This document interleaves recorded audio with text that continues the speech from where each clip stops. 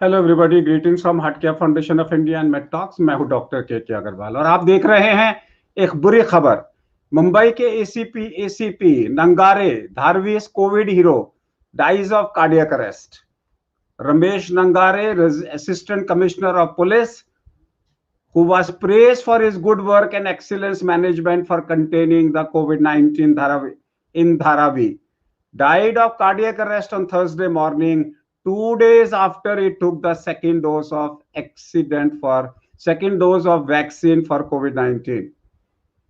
Vaccine लेने के 2 दिन के अंदर अंदर एसीपी नांगरे जी की मृत्यु कार्डियक अरेस्ट से।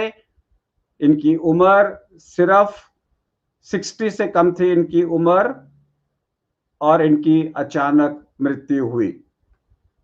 क्या ऐसी मृत्यु को रोका जा सकता है? क्या पहचाना जा सकता है?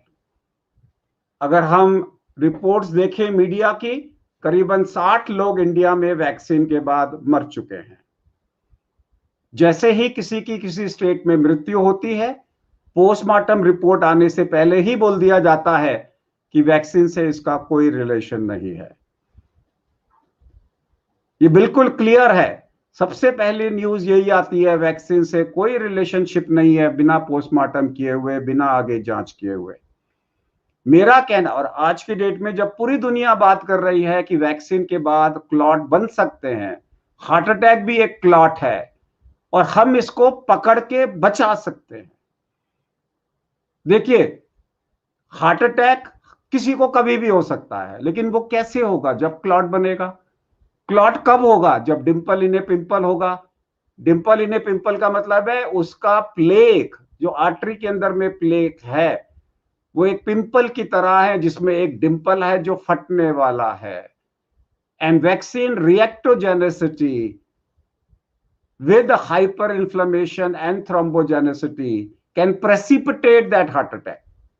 So we normally say in susceptible high risk individuals, reactogenic vaccines can precipitate a heart attack, जैसा कि रोजाना एक केस दिखाई दे रहा है हमारे को। 60 लोग अगर पूरे इंडिया में मृत्यु हुए हैं तो ऑलमोस्ट लाइक जनवरी, फरवरी, अभी मार्च चल रहा है, तो 1 पर डे के हिसाब से डेथ हो रही है। आज की डेट में मेरा सिर्फ एक ही मैसेज है, पहचानो वैक्सीन लेने से पहले कि मैं प्रो इन्फ्लेमेटरी, प्रो थ्रोम्बोटिक तो नहीं हूं। ऐसा तो नहीं है कि मेरे को हार्ट अटैक प्रेसिपिटेट हो जाएगा, नॉर्मल आदमी को नहीं हो सकता। अंदरूनी बीमारी होगी तभी होगा। तो उसके लिए कैसे पता लगे मेरा ब्लड प्रेशर अनकंट्रोल्ड है, मेरी डायबिटीज अनकंट्रोल्ड है, मेरा सीआरपी 1 से ज्यादा है?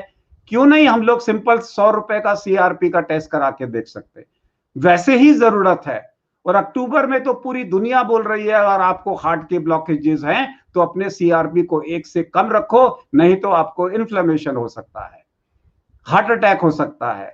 और अगर आपका सीआरपी 1 से ज्यादा है, वैक्सीन लोगे तो क्लॉट की टेंडेंसी बढ़ सकती है। अभी कुछ दिनों पहले खबर आई थी, लैंसेट में छपी थी कि क्लियरली न्यूज था, 65 साल की औरत जिसको हाई ग्रेड फीवर हुआ और फीवर के बाद में अचानक उसका डी डायमर बढ़ गया, सीआरपी बढ़ गया। जब आप डिमॉन्स्ट्रेट कर रहे हो कि सीआरपी बढ़ रहा है, जिसका वैक्सीन के बाद सीआरपी 10 से ज्यादा बढ़ा, समझ लीजिए उसको नॉन पल्मोनरी सिस्टमिक इन्फ्लेमेशन है।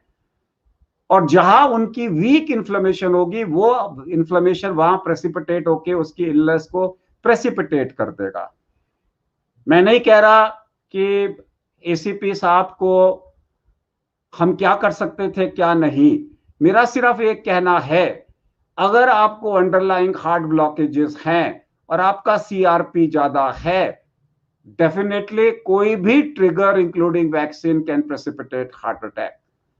अगर आप ससेप्टेबल पेशेंट हो, आपको मेटाबॉलिक सिंड्रोम है, डायबिटिक है, हाइपरटेंशन है, keep your CRP less than 1 before taking the vaccine. नमस्कार।